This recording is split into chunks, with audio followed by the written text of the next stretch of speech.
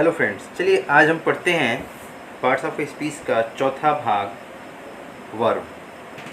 वैसे तो हम जानते हैं कि वर्ब कई प्रकार के होते हैं और कई तरीके से प्रयोग भी किए जाते हैं।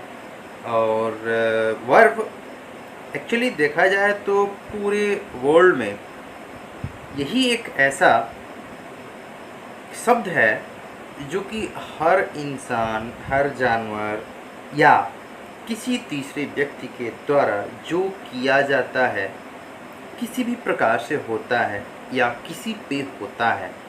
ठीक है, अतः इसका अगर हम डेफिनेशन के तौर पे बात करें तो इसका डेफिनेशन है कि किसी कर्ता द्वारा किसी वस्तु पर किया जाने वाला कर्म, जो कार्य किया या किया जाना पाया जाता है, उसी को वर्ब कहते हैं। अगर वर्ब की बात करें तो हमारे सामने वर्ब कितने प्रकार के होते हैं हम आपको डिस्क्राइब कर रहे हैं। अगर वर्ब आप पढ़ रहे हैं तो वर्ब के सबसे पहले आपने जूनियर क्लास में पढ़ा होगा कि दो प्रकार के होते हैं। कौन कौन? तो पहला होता है ट्रांजिटिव वर्ब और दूसरा होता है इंट्रांजिटिव वर्ब। ट्रांजिटिव और इंट्रांजिटिव। क्या आप जानते हैं कि ट्रांजिटिव और इंट्रांजिटिव कैसे पहचाना जाता है, कैसे होता है, कौन होता है और किस प्रकार के सेंटेंस के साथ ही इनका प्रयोग होता है? फर्स्ट ऑफ ऑल, अगर हम बात करें ट्रांजिटिव की, तो ट्रांजिटिव को आप यूँ कह सकते हैं कि सकर्मक, हिंदी में इसका हम हिंदी रूपांतरण भी कर देते हैं, इसको कहते हैं सकर्मक।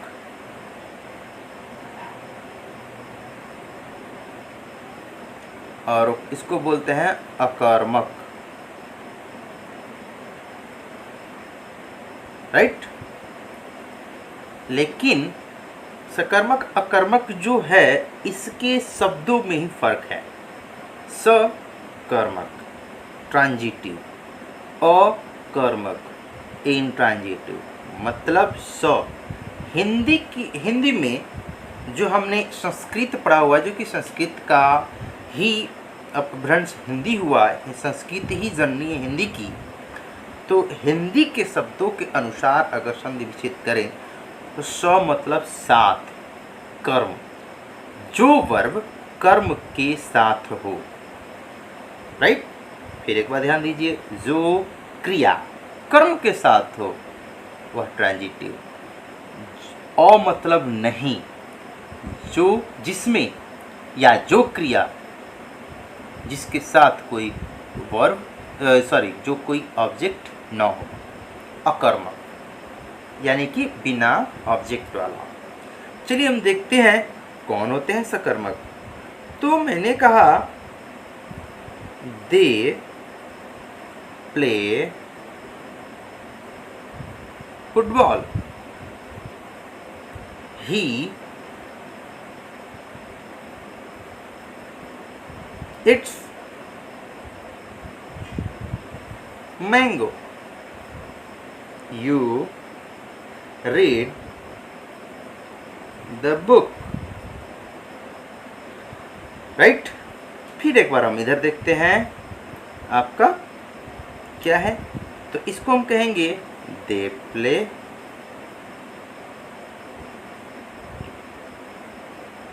he eats, you read। अब थोड़ा सा ध्यान देने की चीज़ है। चलिए हम देखते हैं इन कुछ सेंटेंसेस के अकॉर्डिंग, जो कि आपको एग्जाम्पल के रूप में मैंने रखा है। दे प्ले फुटबॉल, आप भली भांति अभी प्रोनाउन आपने पढ़ा है। ये देखिए प्रोनाउन है और ये देखिए ऑब्जेक्ट है, इसको बोलते हैं ऑब्जेक्ट। ये है प्रोनाउन। तो कुछ भी हो, प्रोनाउन ही हो, नाउन हो। इस तरीके से अगर देखा जाए तो सब्जेक्ट प्रेडिकेट के अकॉर्डिंग ये एक सब्जेक्ट है और ये एक ऑब्जेक्ट है। यह सब्जेक्ट इस ऑब्जेक्ट पे क्या किया है, खेला है। They play football, way football खेलते हैं। अब प्ले यही आपका वर्ब है, तो वर्ब कौन सा है, सकर्मक। क्यों है, क्योंकि इसके साथ एक ऑब्जेक्ट है, राइट। अच्छा, फिर हम नीचे देखते हैं, ही सब्जेक्ट है, मैंगो ऑब्जेक्ट है, राइट। इट्स इस यही आपका ट्रांजिटिव वर्ब है। तो ही इट्स मैंगो, ही किस पे कार्य कर रहा है, मैंगो पे क्या कर रहा है, तो खा रहा है, ठीक है ना। तो ही इट्स मैंगो, वह आम खाता है, तो आम तो खाता है, तो ये आपका ऑब्जेक्ट कहा जाएगा और ये आपका सब्जेक्ट कहा जाएगा। तो इसमें ट्रांजिटिव इसको क्यों कहेंगे, क्योंकि इसके साथ भी एक ऑब्जेक्ट है। सेम यही condition, you read the book, you subject हो गया, द बुक ऑब्जेक्ट हो गया, और इस बुक पे कार्य किया जा रहा है क्या, पढ़ने का, तो अतः इसको हम सब्जेक्ट कहेंगे और इसको हम ऑब्जेक्ट कहेंगे। और ये ऑब्जेक्ट के होने के कारण ही ये तीनों के तीनों ट्रांजिटिव वर्ब हैं। क्लियर है। आगे हम बढ़ते हैं इंट्रांजिटिव में। इंट्रांजिटिव में क्या है कि हमने कुछ नहीं, यहाँ पे देखिए ऑब्जेक्ट को हमने हटा दिया है। जैसा कि हमने बताया, इंट्रांजिटिव वही होता है जिसमें आपका ऑब्जेक्ट न हो, राइट। तो इसमें देखिए ऑब्जेक्ट नहीं है, जब नहीं है इसीलिए इसको हम इंट्रांजिटिव कहते हैं। तो इंट्रांजिटिव समझ में आ रहा है। अगर हम सेंटेंसेस को देखें, they play, they play, play stop, he reads, he it's, he it's, play stop, you read, you read, full stop. There is no object including with any type of sentence. अब इस तरीके से हम कहेंगे कि ये जो वर्ब हैं, ये वाले जो वर्ब हैं आपके क्या हो जाएंगे, तो आपके इंट्रांजिटिव वर्ब कहे जाएंगे। राइट नाउ आशा है कि आप ट्रांजिटिव और इंट्रांजिटिव वर्ब को समझ लिया होगा। तो आगे हम इसी वर्ब का एक दूसरा रूप दिखलाते हैं जो कि बहुत ही इम्पोर्टेंट है। आशा करता हूँ कि ये वीडियो आप लोगों को अच्छा लगेगा और इसके साथ ही आप हमारे इस वीडियो को ज़्यादा से ज़्यादा शेयर करें, सब्सक्राइब करें और बेल आइकन को, जैसा कि यूट्यूब का एक ऑप्शन है, उसको आप हमेशा क्लिक करते रहें ताकि आपको सबसे पहले हमारी सारी की सारी वीडियो जब भी अपलोड हो तो आपको नोटिफिकेशन पहुँचे। हम एग्ज़ाम्स की बात करें, जितने भी वनडे एग्ज़ाम्स होते हैं तो अमूमन पार्ट्स ऑफ स्पीच से बहुत सारे क्वेश्चंस पूछे जाते हैं और बच्चे ये समझते हैं कि पार्ट्स ऑफ स्पीच ये तो जूनियर क्लास का चीज़ है, राइट। लेकिन अगर आप कोई भी कॉम्पिटिटिव एग्ज़ाम्स ले लीजिए तो आपको ये दिखाई देगा कि पार्ट्स ऑफ स्पीच एक ऐसा पार्ट है जिससे 30 क्वेश्चन में से 25 पूछे जाते हैं। अगर आप पार्ट्स ऑफ स्पीच को ढंग से स्टडी कर लिया तो आप इंग्लिश के ग्रामर पोर्शन को अचीव कर लेंगे, राइट नाउ। तो उसमें आपके पार्ट्स ऑफ स्पीच का सबसे इम्पोर्टेंट चैप्टर जो है वो है वर्ब, प्रीपोजिशन और प्रोनाउन, और चौथा आपका कंजंक्शन। आप देख सकते हैं जब भी कि कोई मॉडल पेपर लेंगे तो उसमें कई प्रकार से क्वेश्चन, एक ही क्वेश्चन को कई प्रकार से पूछे जा सकते हैं। तो अभी भी आपने ट्रांजिटिव वर्ब को आपने देखा, ट्रांजिटिव वर्ब तो देख लिया, इंट्रांजिटिव वर्ब भी देख लिया। थोड़ा सा हम चलते हैं वर्ब के एक और पार्ट की तरफ, और उसको क्या कहते हैं, तो रेगुलर वर्ब और इरेगुलर वर्ब, रेगुलर वर्ब और इरेगुलर वर्ब। अब हम बात करें रेगुलर और इरेगुलर होता क्या है, किस चिड़िया का नाम है रेगुलर और इरेगुलर।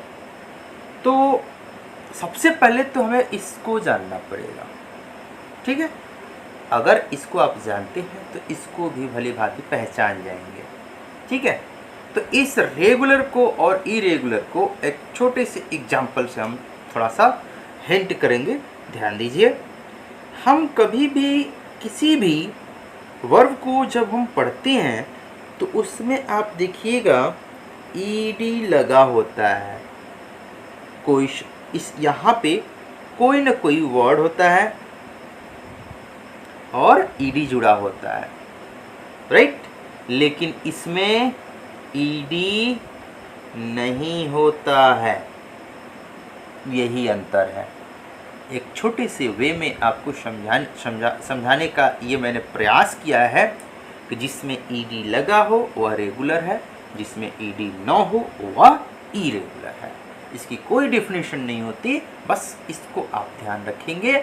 किसी भी एग्जामिनेशन में रेगुलर और इरेगुलर पूछी गई है तो ईडी को ध्यान दीजिए, आपका क्लियर हो जाएगा, वह क्वेश्चन एकदम क्लियर हो जाएगा। तो चलिए हम एग्जाम्पल देखते हैं।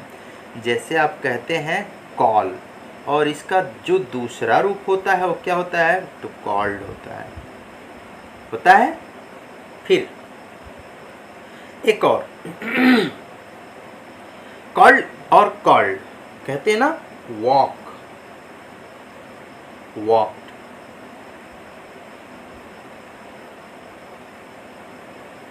राइट।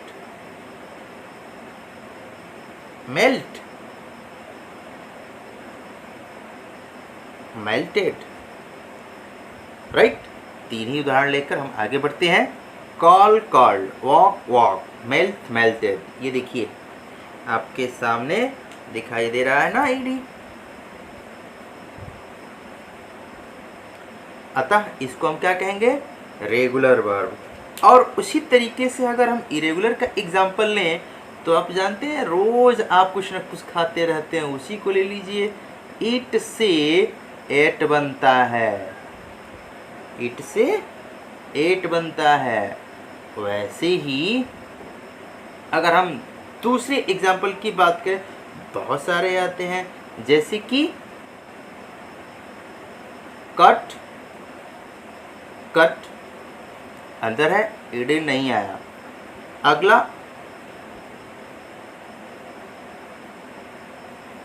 से, सेड, राइट। रोट, ठीक है। Eat, ate, cut, said, write, wrote. अब आप देख सकते हैं कि आपके सामने जो इरेगुलर वर्ब को दर्शाया गया है, हम वर्ब के सेकेंड पार्ट को दर्शाए हैं, यहाँ पे भी सेकेंड पार्ट को दर्शाए हैं, और दोनों में देखिए अंतर क्या है, तो ईडी का। आप भली भांति इसको पहचान सकते हैं और अपने क्वेश्चन को क्रैक कर सकते हैं। अब हम आगे वर्ब के अगले पार्ट्स को बताएंगे, और अगले पार्ट्स को बताने से पहले मैं आपको ये दिलाना चाहूँगा कि ये दोनों चीज़ें आप जूनियर लेवल पे श्योर पढ़ा होगा, और इसी के अकॉर्डिंग आपको अगला चैप्टर हम लेकर आएंगे वर्ब का, जिसमें इसकी पूरी की पूरी एक बहुत बड़ी फौज मिलेगी, जो कि वर्ब आप शुरू से लेकर अंत तक यूज़ करते आते हैं अपने सेंटेंसेस के अकॉर्डिंग, लेकिन आपको पता नहीं चलता है कि किस वर्ब को कब हमें प्रयोग करना चाहिए। तो हम आपको अगले वीडियो में लेकर आएंगे वर्ब का अगला पार्ट। तब तक के लिए थैंक यू।